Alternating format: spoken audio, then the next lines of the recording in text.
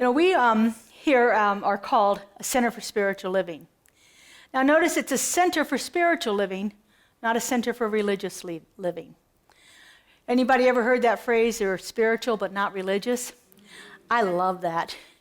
Religion has so many things that go along with it, so many connotations with it, so many things that have been used to control people and express one opinion over another opinion, and so forth. Religion is about coming together, a group of people coming together and deciding what they think God is, what they think spirit is. And then anything else that's other than that can't be right. Spirituality is about the experience of God. Spirituality is about entering into a relationship with the divine, entering into it and allowing it to be a big part of our lives. That's what spirituality is. I can get behind that. I'm not so good on getting behind certain religions and certain ideologies that come out there. I like to look at religions and find what our founder Ernest Holmes called the golden threads of truth, because they run through all of the religions. Sometimes you have to dig really deep to find them. But they're there. And there are ideas that we can embrace in our lives and actually begin to live our lives in a more profound way as we do that. But if we are stuck on one way of being, I think that is too limiting. For me, in my experience, it's certainly too limiting. As you saw on the commercials at the beginning, well, for lack of a better word, commercials at the beginning. On our Wednesday evening service this month, we are doing we're starting a special time at 6 p.m., and we're doing a video on Rumi. It's a movie, 90-minute movie, on the Sufi poet Rumi. He's from the 12th century. Fabulous man who understood spirituality.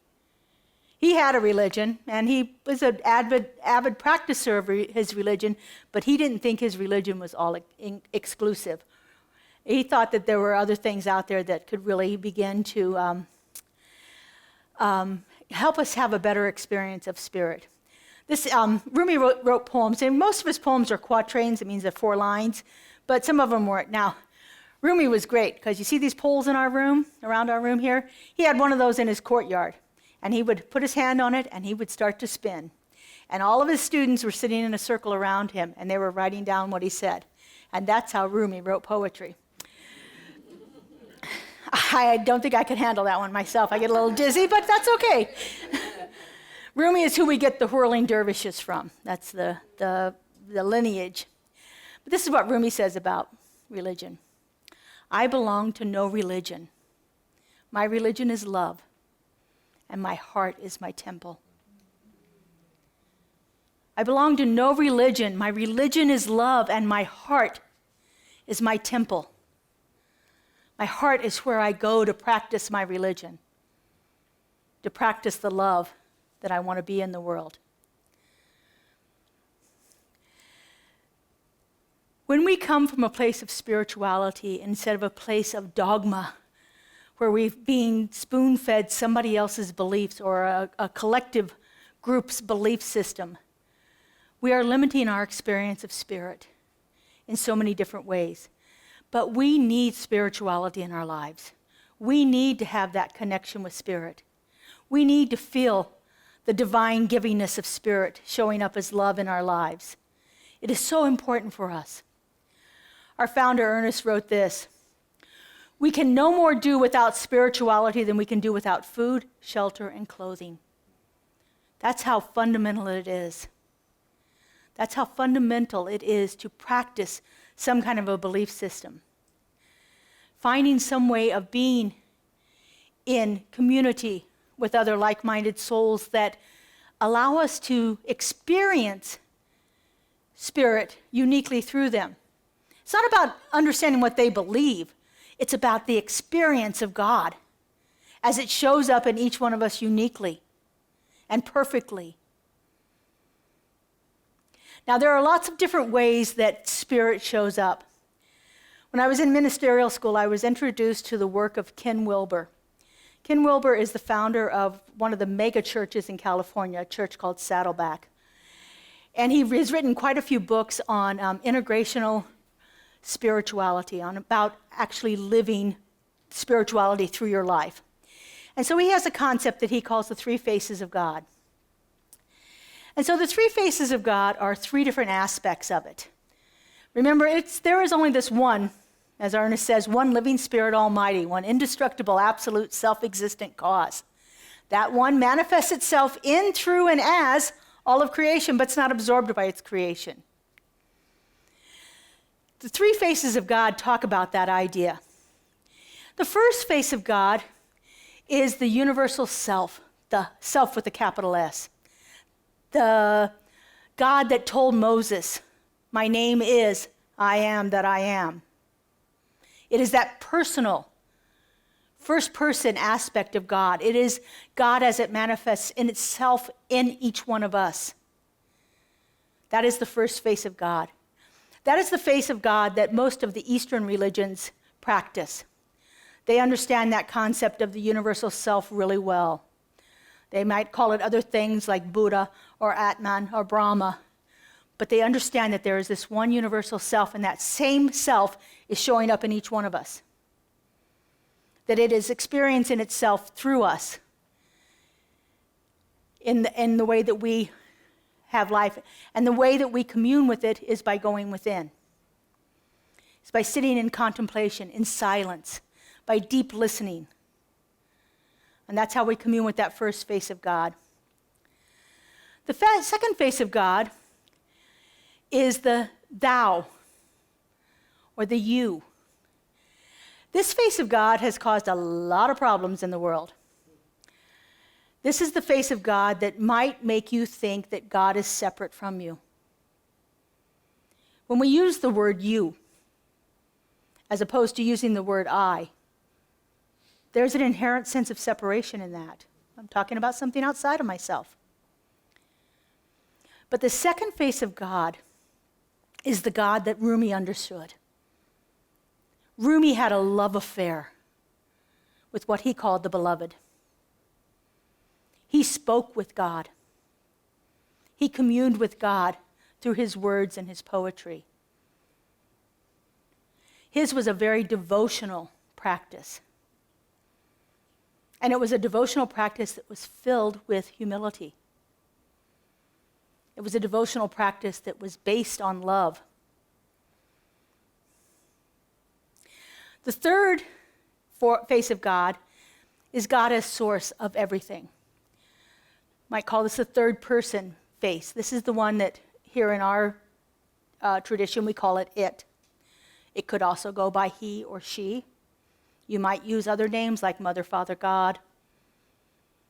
It is that aspect of God that is in everything, not just within each one of us individually like the first face. It's not the devotional one like the second face, but it is the God that has created everything and brought everything into existence. This one is the object of so much theological inquiry. It is the object of many of our invocations and blessings. It is the aspect of God that we are recognizing as the thing from which we came, more than the thing that lives within us, more than the thing that we devote ourselves to in the first and second phase. It is that thing, that creator aspect of us. Now, each one of these faces of God have a shadow side. That part that can get easily corrupted. I already spoke a little bit about the second face. But in the first face of God, there's a tendency, well, if I went up and said, somebody asked me, who's God? And I said, I am. What are they going to think? Well, you're pretty egotistical. So there is a degree of arrogance and a degree of egotisticalism that can come through if we don't have a solid understanding of that first face of God. When we can say, I am that I am, and understand that that is Spirit expressing as me, not my individual personality. That I can stand here and say, the place on which I stand is holy ground, for God is there. Is not an egotistical thing. It's a recognition of the presence of the divine within me. It takes a little bit of practice to separate that away from that idea of egotism or arrogance. That second face of God can lead to a sense of separation, that God is something outside of us. This is where what Joel Goldsmith calls that super Santa Claus God comes through. That God that sits in judgment. One of the readers I was reading this week, preparing for this, said it was the universal cosmic judge sitting on its throne, watching over its creation and judging everything. You've been naughty, you've been nice, you get rewarded. Well, not so much good luck for you. It is that part of us that can really begin to harm other people. Because when we don't have a good sense of that second face of God, then we have a tendency to pass our judgments as God's judgments.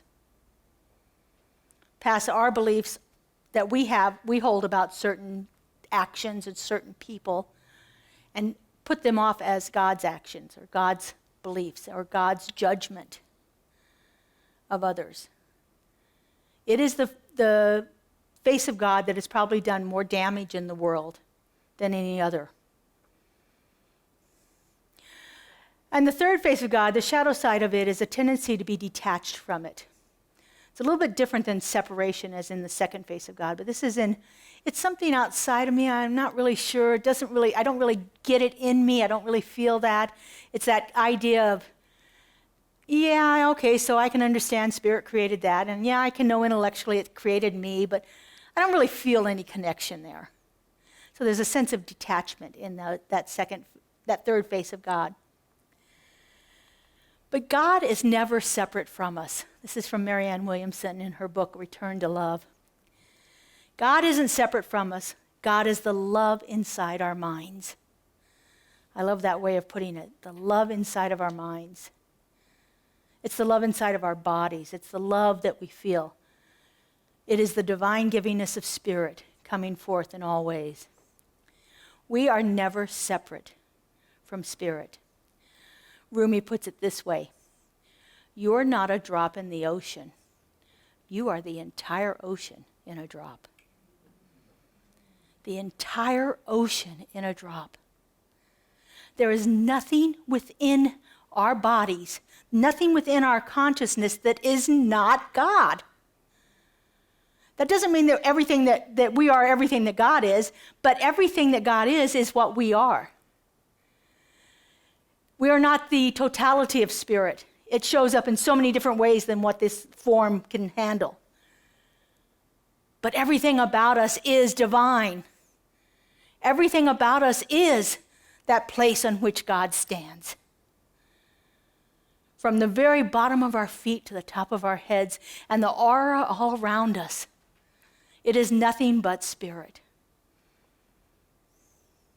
Spirit is constantly speaking to us. We just have to be still enough to hear it. Spirit is constantly evolving itself through us. We are how God experiences the world. We are how we enter into relationship with other people, and God experiences other people through us. That's what it's here for. Like I said, it's that little Buddha that's just giggling in delight every time it gets to experience something new through someone else in a different way, with a different person. Our relationships with each other are meant to be that place of love, that place where Spirit gets to find that joy and that delight in interacting with each other. We are relational beings. Our brains are programmed that way. From our very early conception as human beings coming into form here, we are social animals. We are meant to be in community. We are meant to be in relationship with others. And I really think a lot of that is because Spirit wants to experience it. Spirit wants to have that relation wants to experience it through all of its vast incarnations and ways of being.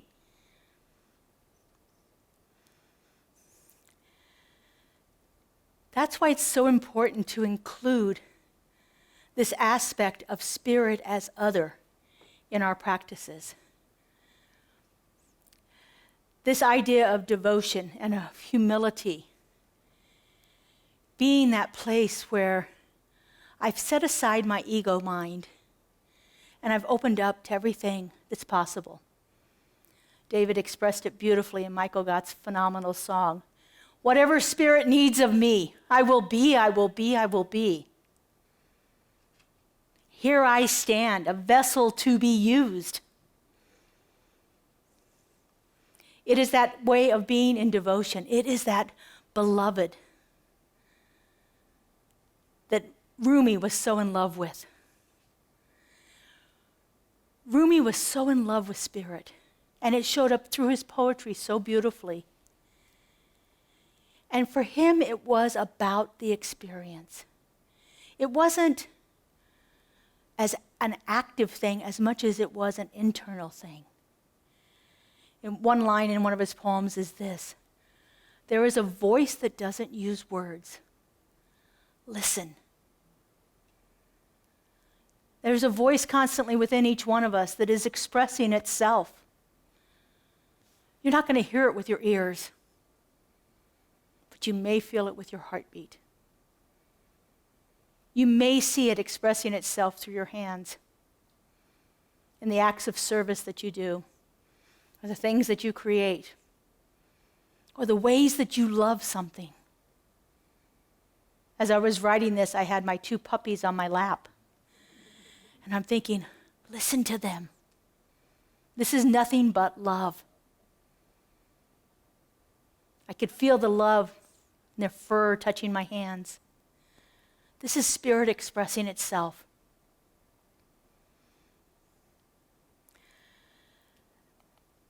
Spiritual practice that includes God, by whatever name or form you want to call it, doesn't matter, as the great other. This is the second face of God, the great other, can bring about true humility, which can lead to deep peace and open us to the experience of true power.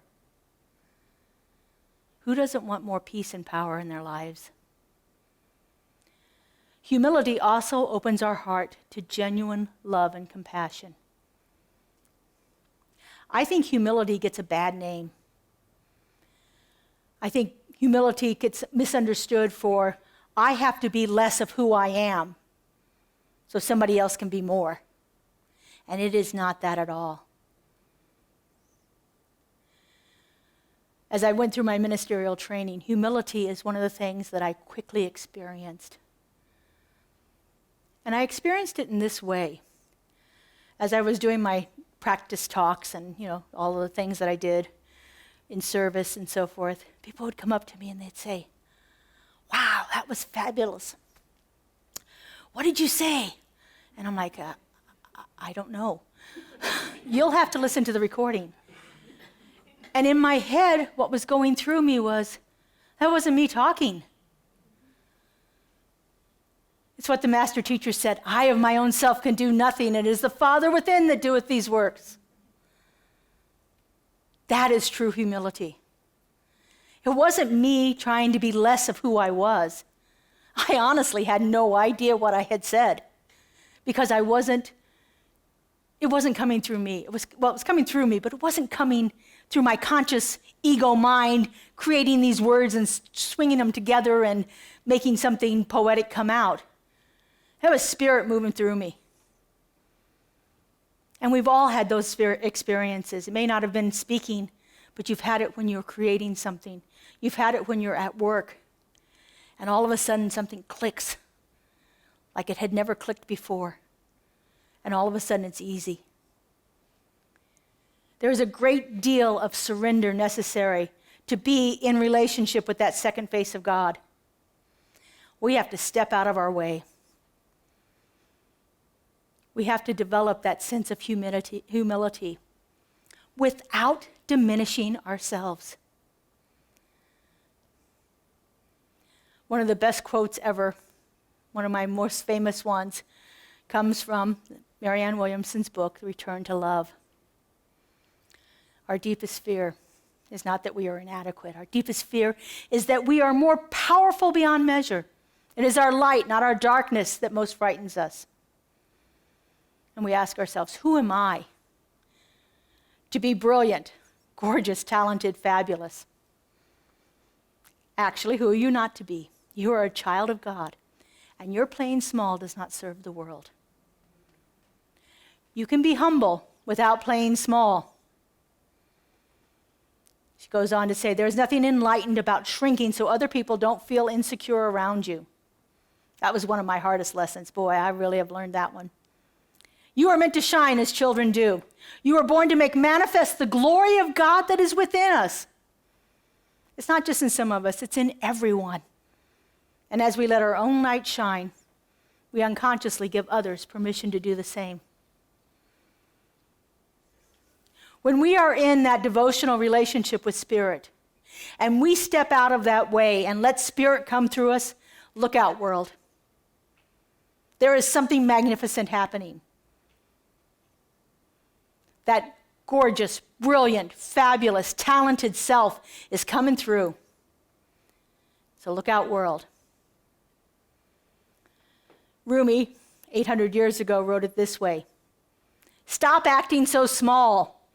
You are the universe in ecstatic motion. You are the universe in ecstatic motion. There is a frenzy within us that is wanting to express itself. There is a power within us that's looking for a place to work. And when we step aside and realize that we can let that come through us, we are unstoppable.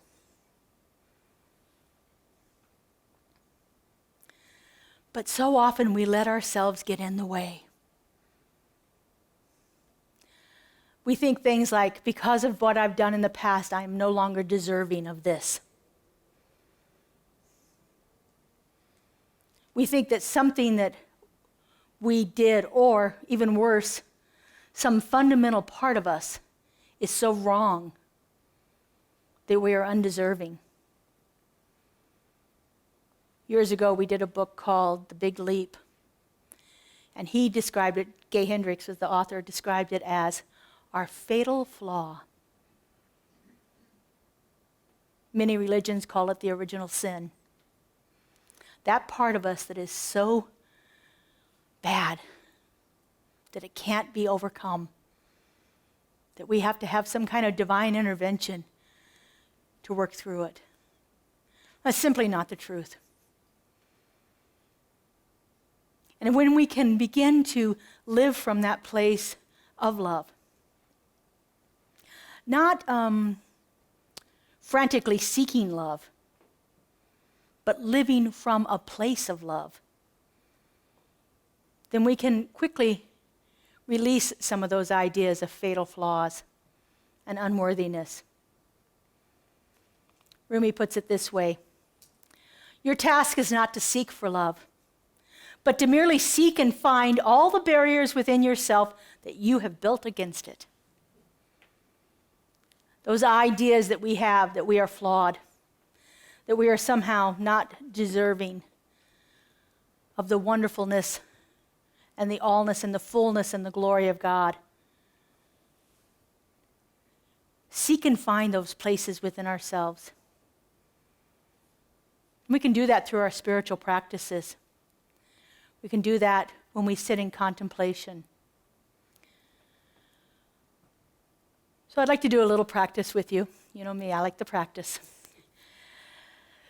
I'm going to use one of Rumi's poems, and I want you to just contemplate it. This happens to be one of my favorite ones. And I have it in my head in a way that probably isn't exactly what Rumi wrote. Well, it's certainly not what Rumi wrote, because he wrote in Farsi. But I don't speak Farsi. But I'm going to do it the way that I do it. And so I'd like you to just close your eyes and just listen to the words and see if you can get a sense, visualize it, bring it into some kind of tangible experience within you. Out beyond ideas of wrongdoing and right doing, there's an empty field. I'll meet you there. And when two souls lie down upon the grass, then words like you and I stop making any sense. Just breathe into that.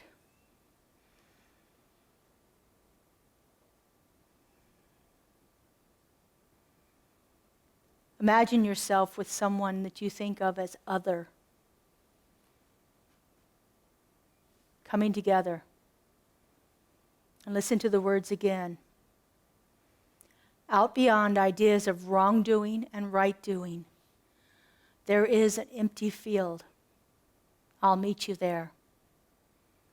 And when two souls lie down upon the grass, then words like you and I stop making any sense.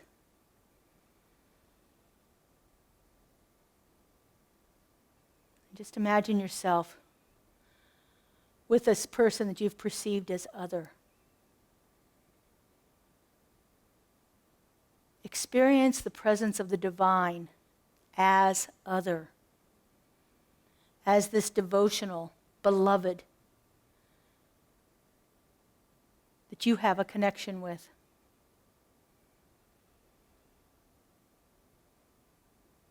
And listen one more time.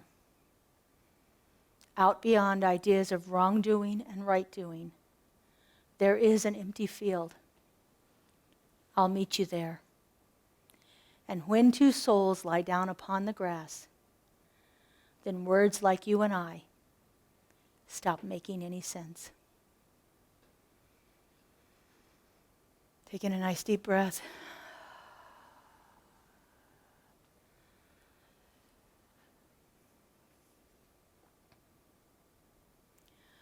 By contemplating spirit as other, we open ourselves to love and compassion for all others. And so when we are in an interaction with someone that is difficult, imagine if we could recall that feeling of lying on the grass and having words like you and I fade away. Imagine if, in this experience, we could consciously bring to mind the presence of God and know that no matter what this other way the person is presenting itself to us, it is spirit. And it is your opportunity, each one of our opportunities, to experience God in a different way. Might not be a way we really liked, but it's an opportunity for us to see a different aspect of how spirit happens to be showing up. Now, one caveat to that is sometimes people don't recognize the fact that they are spirit. It's what the religious scholars would say, the veil is thick. They don't quite understand. They haven't quite got it. And each one of us has an opportunity in that moment to bring our presence of the divine to it. And maybe, just maybe, they'll catch a glimpse of it. And it will start to work in their lives. It's part of our world work. It's part of the way Spirit works through us. We take the presence of the divine everywhere we go. How are we letting it show up? So let's take this into prayer. I invite our spiritual practitioners to stand and surround us. They hold us in consciousness throughout the week.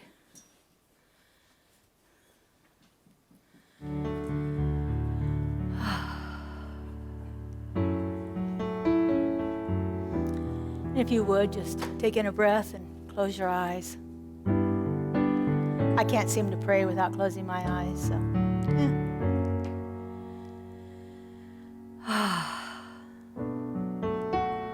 Beloved Spirit,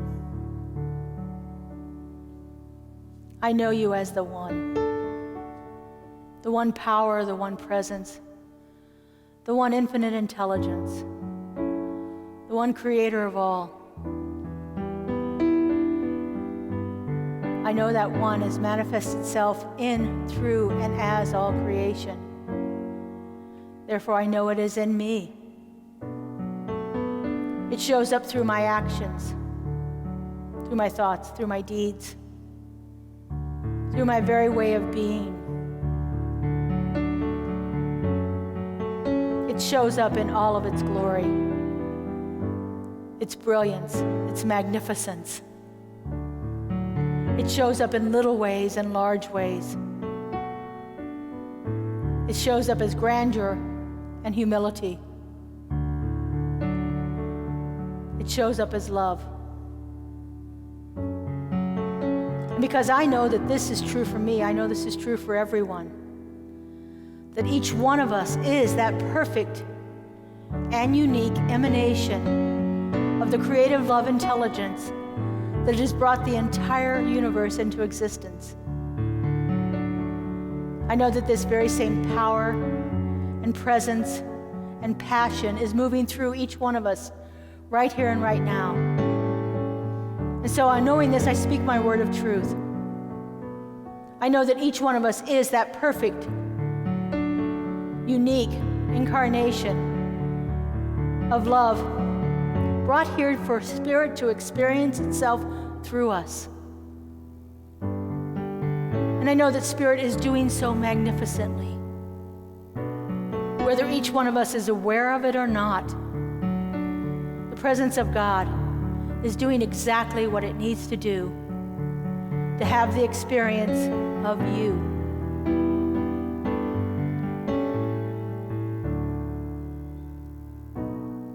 I know that there is a place in all of this for us to be that humble servant,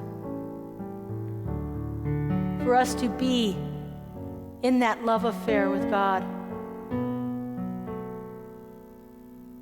and for us to spread that love and compassion out in the world. And I am so grateful to know this. I'm so grateful to see it happening. And I am so grateful to know that it is beyond limit. And so I release this word into the law, into that creative mind that always says yes, that knows no limitation, that has never lacked for anything. I let it go and I let it be. And together we say, so it is.